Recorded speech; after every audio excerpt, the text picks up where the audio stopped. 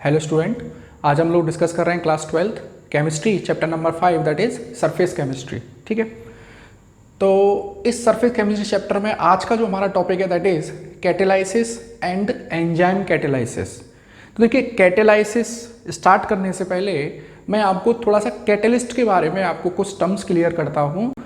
Catalyst क्या है उसको समझिए आप लोग कि आप लोगों ने लोअर क्लासेस में भी पढ़ा है ये कैटेलिस्ट क्या है। हम लोगों ने केमिकल काइनेटिक्स वाले चैप्टर में भी इसको थोड़ा बहुत स्टडी किया है, तो वही थोड़ी सी इन्फॉर्मेशन मैं वहाँ से आपकी चेक कर रहा हूँ। देखिए, कैटेलिस्ट वो केमिकल सब्सटेंस है जो किसी रिएक्शन में जो रेट ऑफ रिएक्शन है उसको ऑल्टर कर देता है, या तो बढ़ा देगा या घटा देगा, और वो रिएक्शन में खुद पार्टिसिपेट नहीं करता है। तो इस तरह का जो केमिकल सब्सटेंस है उसको बोलते हैं कैटेलिस्ट। और जिस फिनोमेना में, इस पूरी फिनोमेना में जिसमें हमने कैटेलिस्ट यूज़ किया है किसी रिएक्शन के रेट ऑफ रिएक्शन को इंक्रीज करने के लिए या डिक्रीज करने के लिए, हम लोग उस फिनोमेना को बोल देते हैं कैटेलाइसिस। तो चलिए स्टूडेंट, हम लोग स्टार्ट करते हैं आज का टॉपिक। तो सबसे पहले मैं लिखता हूँ यहाँ पर catalyst.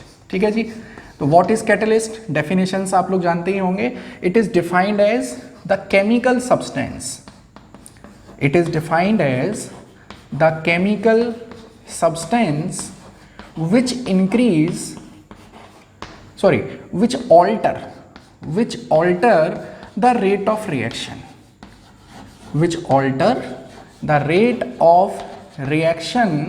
without participating in a reaction, तो ऐसा केमिकल सब्सटेंस है जो रिएक्शन में पार्टिसिपेट नहीं करता है लेकिन उसके रेट ऑफ रिएक्शन को ऑल्टर कर देता है। इस केमिकल सब्सटेंस को बोलते हैं कैटेलिस्ट। अच्छा, मैंने यहाँ पे लिखा है ऑल्टर, ऐसा केमिकल सब्सटेंस जो रेट ऑफ रिएक्शन को ऑल्टर कर देता है। ऑल्टर में रेट ऑफ रिएक्शन को इंक्रीज करना भी इंक्लूड है और डिक्रीज करना भी इंक्लूड है। तो देखिए, कैटेलिस्ट वो केमिकल सब्सटेंस है जो रेट ऑफ रिएक्शन को ऑल्टर कर देता है रिएक्शन में पार्टिसिपेट नहीं करते हुए। ठीक है, और जिस फिनोमेना में the phenomena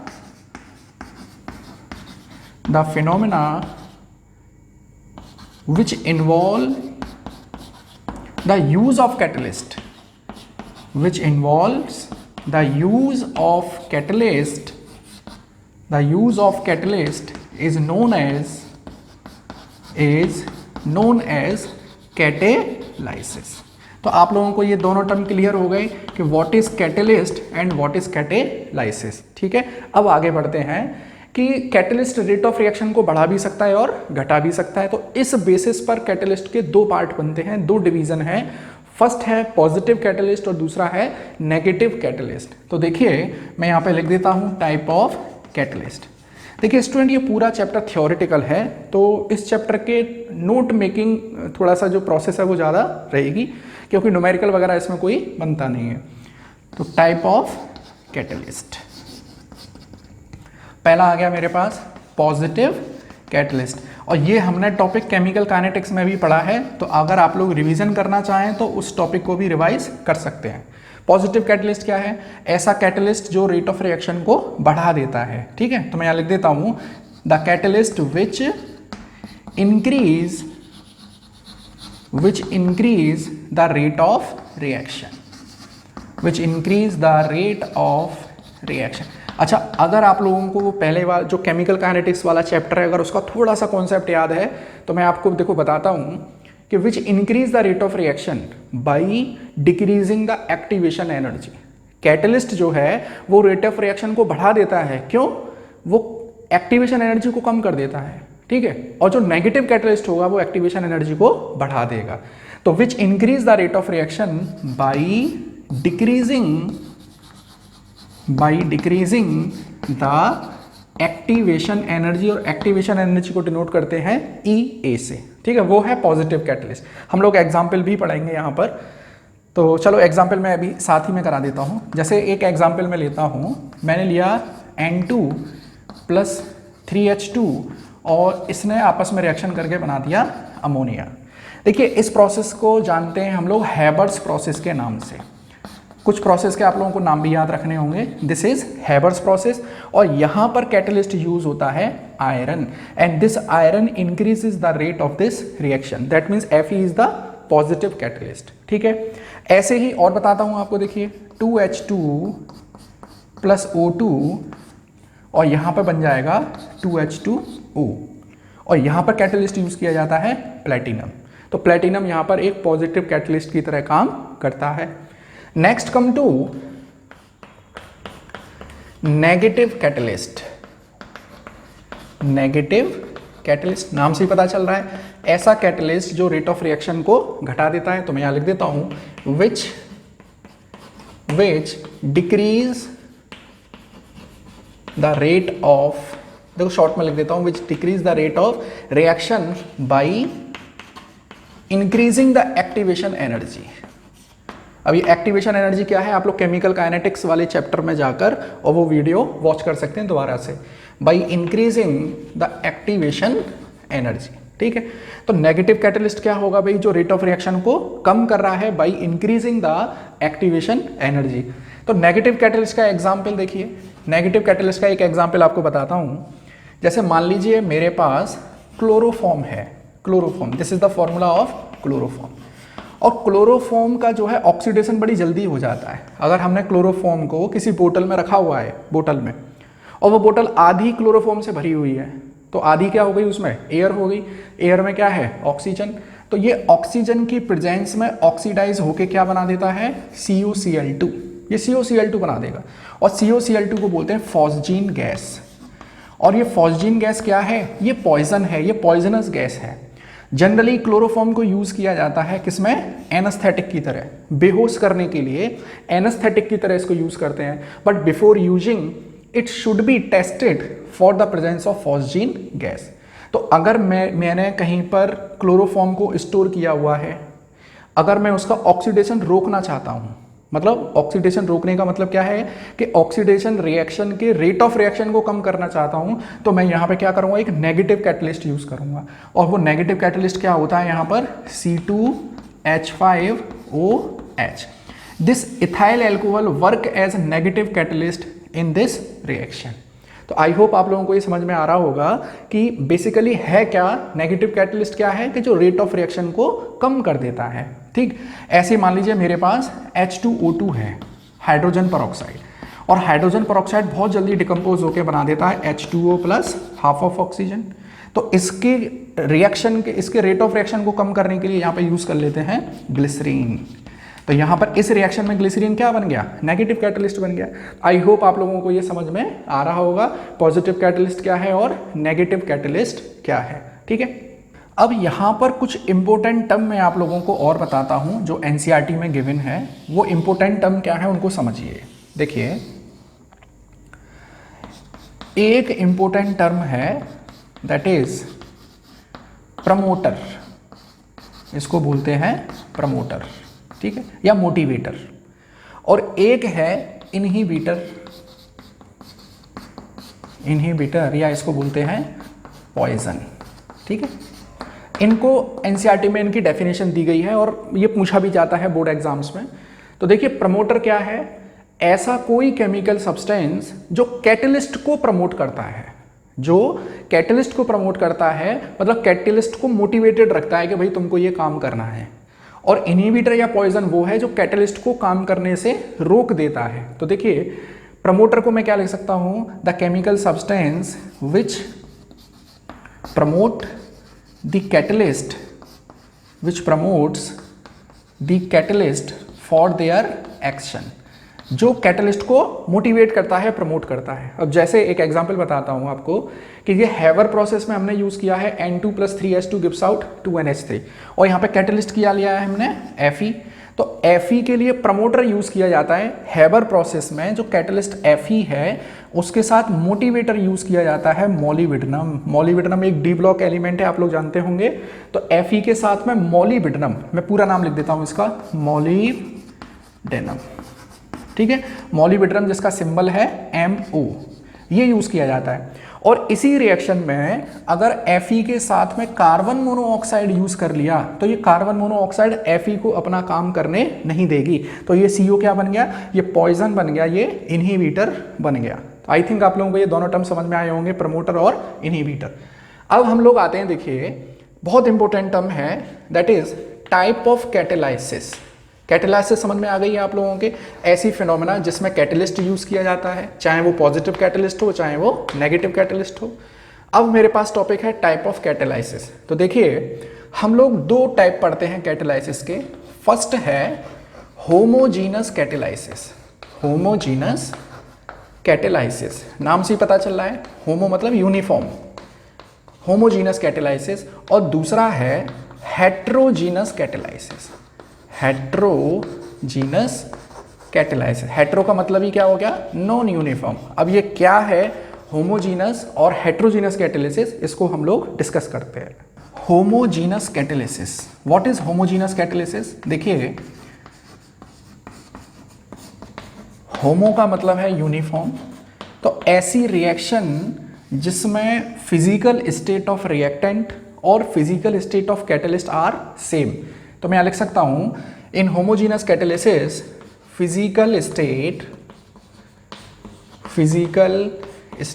of reactant and catalyst are same. Physical state of reactant and catalyst are same.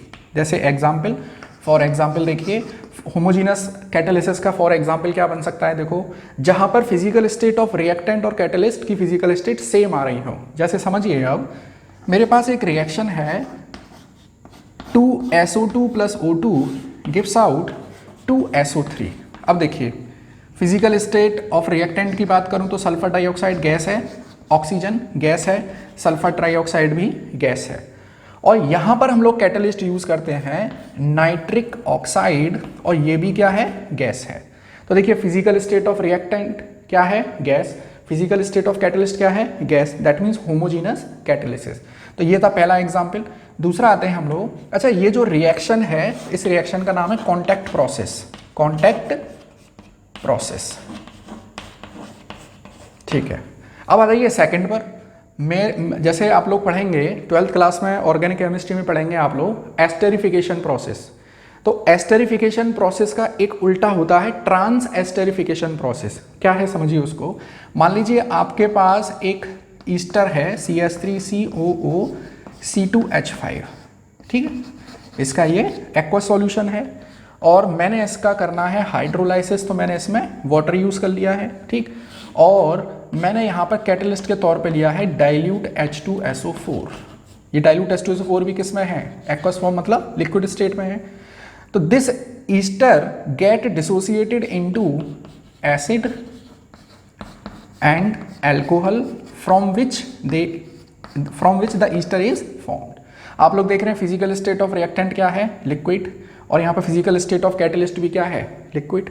That means these both reaction are the example of homogeneous catalysis। चलिए नेक्स्ट आते हैं सेकंड, हम लोग second type of catalysis is, देखिए और भी example बन सकते हैं, इसमें बहुत सारे एग्जाम्पल हैं। हम लोग अपने नोट्स प्रिपरेशन करना चाहते हैं अच्छे से, तो दो दो एग्जाम्पल लेकर चल रहे हैं। एनसीईआरटी में और भी आप पढ़ सकते हैं। Next is heterogeneous catalysis. Heterogeneous catalysis, hetero का मतलब क्या है, डिफरेंट, मतलब in this catalysis the physical state of reactant, physical state of reactant and catalyst, reactant and catalyst are different, are different. अब इसको समझ लीजिए। फॉर एग्जाम्पल यही जो मैंने यहाँ पे कॉन्टैक्ट प्रोसेस लिखी है, इसका एक और दूसरा वर्जन और है। जैसे मान लीजिए कॉन्टैक्ट प्रोसेस में मेरे पास है sulphur dioxide plus oxygen gas, और ये आपस में रिएक्शन करके बना देते हैं सल्फर ट्राइऑक्साइड गैस। ये गैस फॉर्म में है, ये गैस फॉर्म में है, और यहाँ पर कैटलिस्ट अगर हमने यूज़ कर लिया वेनेडियम पेंटाऑक्साइड, और ये कैटलिस्ट क्या है, सॉलिड है। तो देखिए physical state of catalyst and physical state of reactant are different, that means this reaction is the example of heterogeneous catalysis. इस रिएक्शन में दोनों तरह के कैटलिस्ट यूज कर सकते हैं हम लोग, नाइट्रिक ऑक्साइड भी यूज कर सकते हैं और वेनेडियम पेंटाऑक्साइड भी यूज कर सकते हैं। अच्छा, हेट्रोजीनस कैटालिसिस में एक और बन सकता है एग्जाम्पल, हैबर प्रोसेस हम लोग पढ़ते ही हैं, N2 3H2 और यहाँ बन जाती है अमोनिया और कैटलिस्ट क्या लेते हैं हम लोग, आयरन। ठीक है, और इस प्रोसेस का नाम क्या है, that process is known as Haber's process. Process के नाम भी याद रख लेंगे और आगे भी पी ब्लॉक में हम लोग इनको रिवाइज करेंगे ही। चलिए, तो आप लोगों को समझ में आ गया यहाँ पर homogeneous catalysis and heterogeneous catalysis. अच्छा, हेट्रोजीनस कैटालिसिस में जनरली आप लोग देख रहे हैं कि कैटलिस्ट किस फॉर्म में है, सॉलिड फॉर्म में है, रिएक्टेंट क्या है, गैस फॉर्म में है। तो gas will get adsorbed over the solid catalyst, इसीलिए हेट्रोजीनस कैटालिसिस को हम लोग सरफेस कैटालिसिस भी बोलते हैं, सरफेस कैटालिसिस। और बेसिकली हुआ क्या है यहाँ पर केमिकल एड्जॉर्प्शन हुआ है, chemical adsorption of gases over the solid catalyst. चलिए, ये जो हेट्रोजीनस कैटालिसिस है, हमने जो यहाँ पे सॉलिड कैटालिस्ट हमने यहाँ पर यूज किया है, हम लोग यहाँ मैकेनिज्म ऑफ हेट्रोजीनस कैटालिसिस पढ़ते हैं, mechanism of heterogeneous catalysis, heterogeneous catalysis क्या बनती है मैकेनिज्म, देख लीजिए, बट स्टेप बाय स्टेप हमको देखना है। मान लीजिए हमारे पास है ये कैटालिस्ट, ये कैटालिस्ट है, ये कैटालिस्ट है, ठीक है। और कैटालिस्ट की ये क्या है, फ्री वैलेंसी, जिसमें जो एड्जॉर्बेंट है, एड्जॉर्बेट है, वो इसमें आकर एड्जॉर्ब हो जाएगा। और मान लीजिए ये मेरे पास है वो रिएक्टेंट, ये कैटालिस्ट है, दिस इज कैटालिस्ट, ठीक, और ये है रिएक्टेंट, रिएक्टेंट। तो देखिए पहला स्टेप क्या होगा, मैं यहाँ पे लिखता हूँ स्टेप वन। स्टेप वन क्या होगा कि adsorption of reactant over the solid catalyst. और कौन सा एड्जॉर्प्शन है ये, केमिकल एड्जॉर्प्शन। तो मैं लिख देता हूँ केमिजॉर्प्शन, केमिजॉर्प्शन। तो ये जो रिएक्टेंट है वो सॉलिड के ऊपर आके लग जाएंगे, एड्जॉर्ब हो जाएंगे। चलिए ऐसे मैंने बना दिया ए बी, ठीक है। अब स्टेप टू क्या होगा, स्टेप टू है, देखिए अब जो रिएक्टेंट हैं ए और बी वो कैटालिस्ट से जुड़ चुके हैं, और कैटालिस्ट से जुड़ गए हैं, तो अब क्या होगा, reaction between A and B. तो स्टेप सेकंड में reaction between A and B, तो ए और बी के बीच में रिएक्शन होगी, सीधी सी बात है।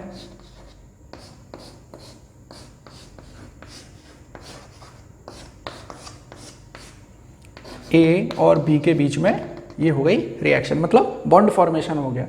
नेक्स्ट स्टेप थ्री, जब बॉन्ड फॉर्मेशन हो गया है तो स्टेप थ्री में क्या मतलब क्या बनेगा, formation of product, formation of product, ये प्रोडक्ट बन गया। देखिए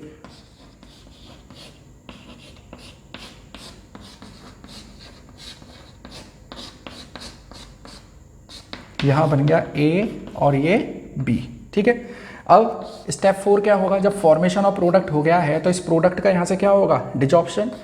तो स्टेप फोर इन्वॉल्व्स डिजॉर्प्शन।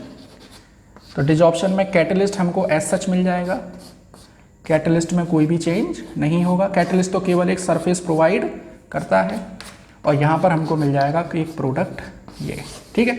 और एक स्टेप फाइव हो जाएगा, step five, that is diffusion of product, diffusion of product away from catalyst, away from catalyst। तो देखिए हम लोगों ने पढ़ा यहाँ पे होमोजीनस कैटालिसिस और हेट्रोजीनस कैटालिसिस, और हेट्रोजीनस कैटालिसिस की मैकेनिज्म। हमारे पास टॉपिक है बहुत इंपॉर्टेंट, दो टर्म और आते हैं सॉलिड कैटालिस्ट में। हम लोगों ने होमोजीनस कैटालिसिस और हेट्रोजीनस कैटालिसिस पढ़ी है।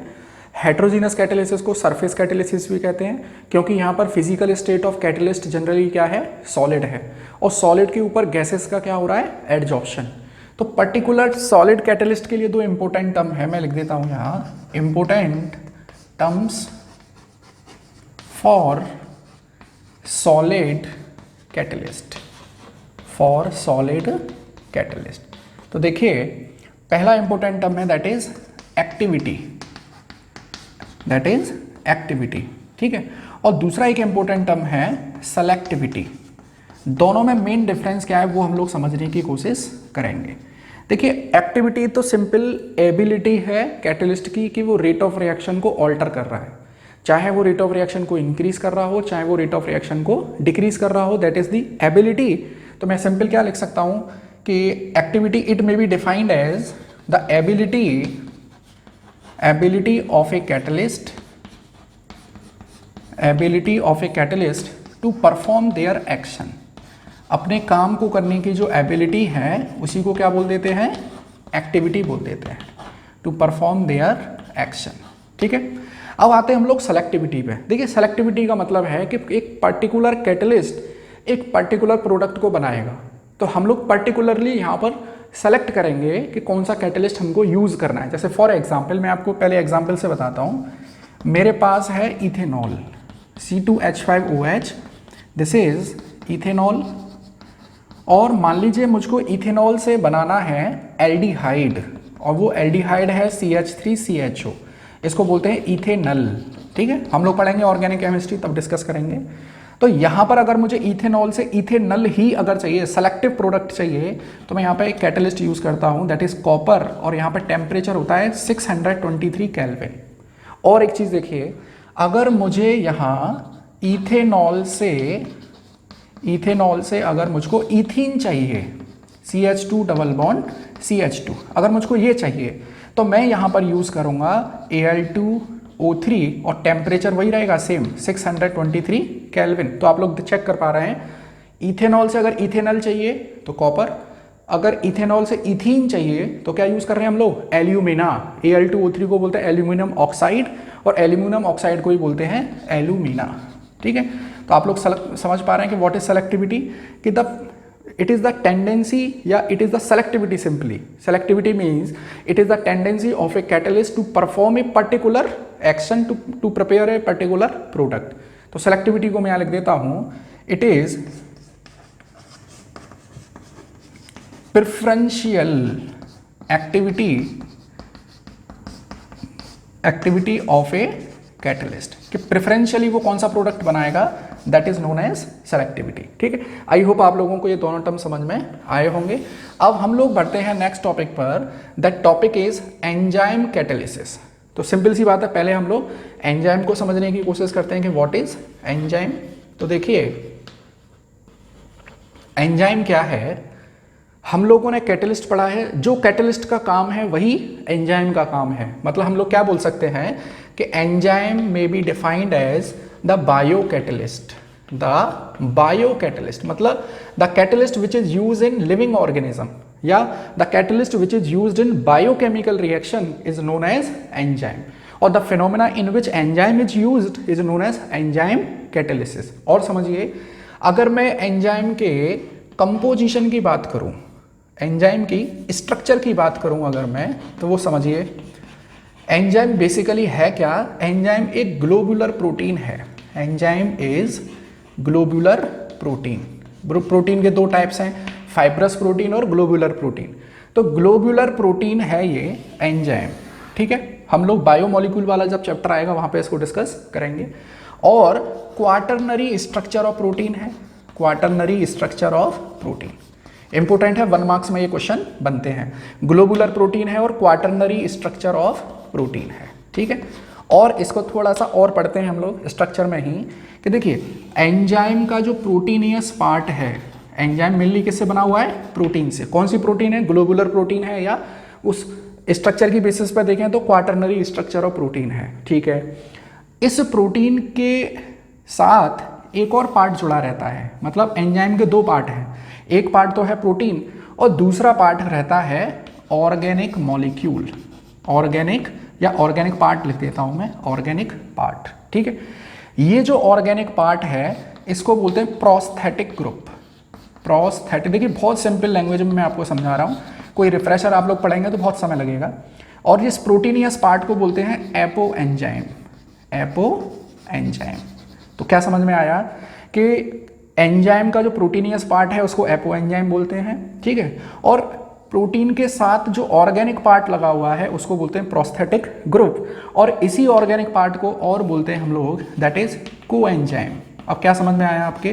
देखिए, एंजाइम के दो पार्ट हैं, एपो एंजाइम और प्रोस्थेटिक ग्रुप। अगर प्रोस्थेटिक ग्रुप में ऑर्गेनिक पार्ट है तो उसको बोलते हैं को एंजाइम। तो ये को एंजाइम का क्या काम है? Coenzyme simply motivate the enzyme. और एक चीज समझिए कि अकेला alone single apoenzyme do not perform any action. Alone या single coenzyme do not perform any action.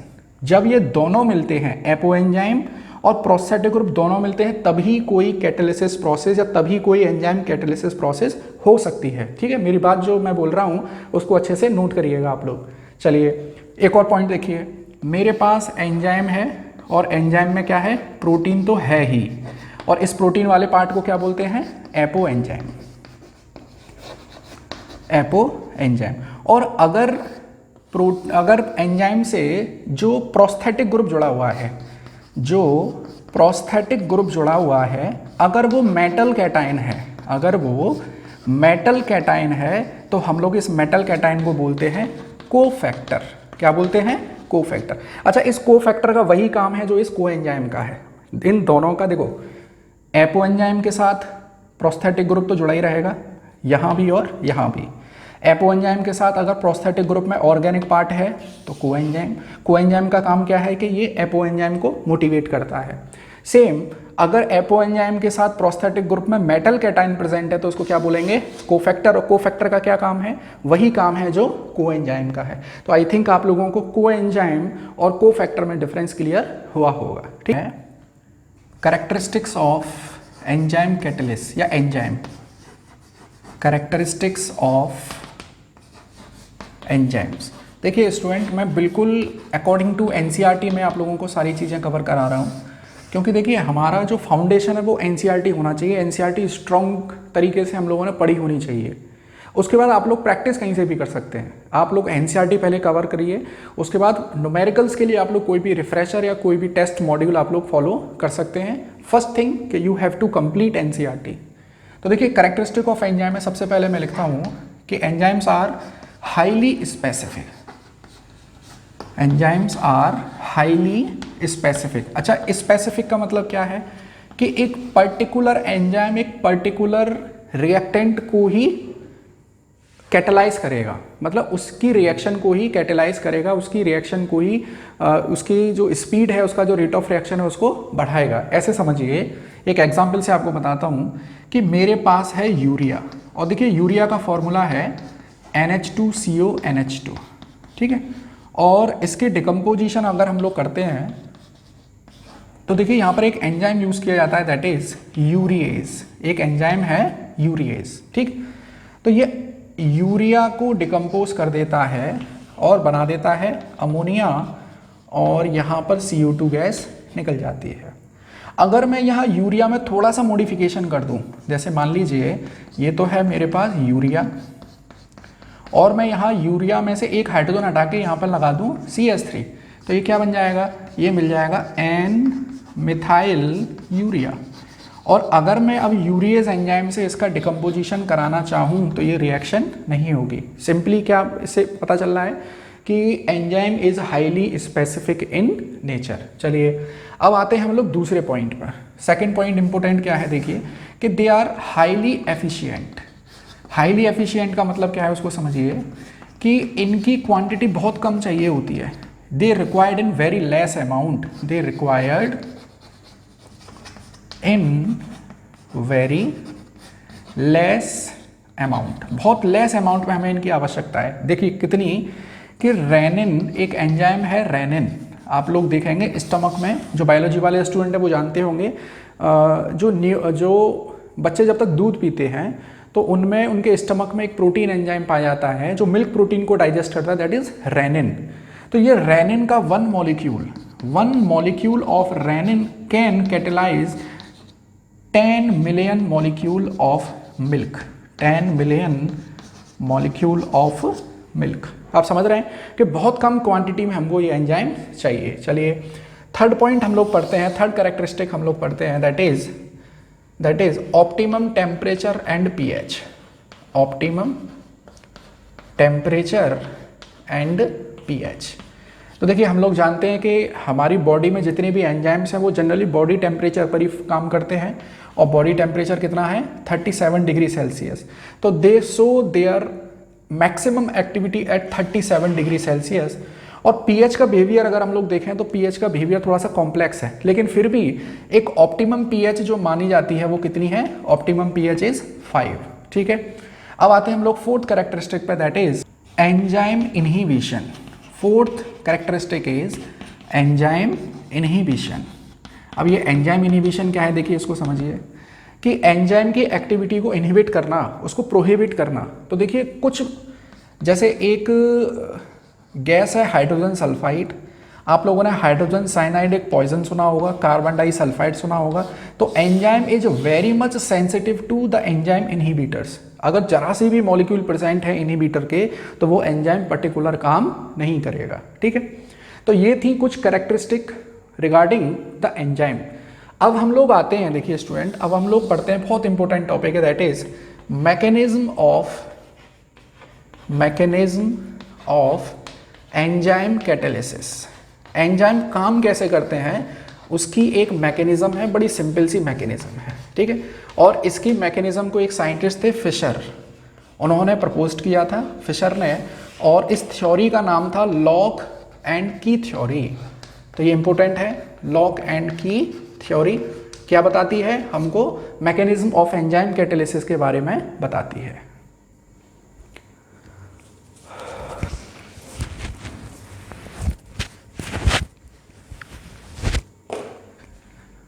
तो देखिए स्टेप वन में क्या करते हैं हम लोग, ये मैं बना देता हूं एक एंजाइम, दिस इज एंजाइम। ठीक है, एंजाइम, और यहां मैं बना देता हूं ये सबस्ट्रेट, इस तरह से ये सबस्ट्रेट है, 3 सबस्ट्रेट है। ठीक है, 3 सबस्ट्रेट, सबस्ट्रेट 1, सबस्ट्रेट 2, सबस्ट्रेट 3।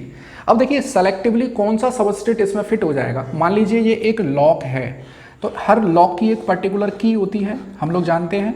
तो इन तीनों सबस्ट्रेट में से कौन से सबस्ट्रेट की स्ट्रक्चर करस्पॉन्डिंग है कि वो इसमें फिट हो जाए।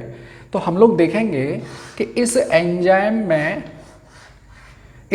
में सबस्ट्रेट नंबर 3 जो है वो इसमें अच्छे से फिट हो जाएगा, ये सबस्ट्रेट। तो यहाँ पे क्या बन जाएगा, यहाँ बन जाएगा enzyme substrate complex, enzyme substrate complex. ठीक है, अब स्टेप 2 में क्या होगा, स्टेप 2 में यही एंजाइम सबस्ट्रेट कॉम्प्लेक्स अब डिकम्पोज हो जाएगा और प्रोडक्ट बन जाएगा। ये एंजाइम सबस्ट्रेट कॉम्प्लेक्स है।